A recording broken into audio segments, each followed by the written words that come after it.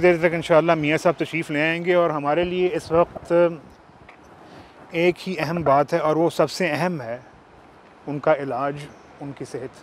अल्लाह पाक उनको सेहत, तंदुरुस्ती और लंबी ज़िंदगी अता फ़रमाए। यहाँ पे जो इलाज है कहाँ, क्या हाल स्ट्रीट क्लिनिक में है या? मेरा ख़्याल है जी कि ये उनका इलाज कहाँ है।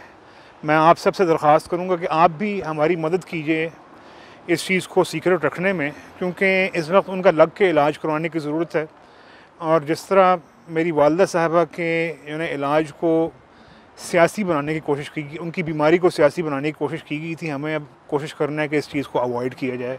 और वो इस वक्त जो हमारे लिए सिर्फ एक ही अहम चीज़ है और उनका इलाज, ताकि जो है वो लग के जो है इस वक्त अपना इलाज करवा सकें और फिर उसके बाद जितने भी बाकी मामलात हैं उन पे बाद में तवज्जो दी जाए। जो वक्त आ गई है मियाँ साहब यहाँ पर लंदन में, जो आपकी एक्सपेक्टेशन थी जिस डेट के लिए?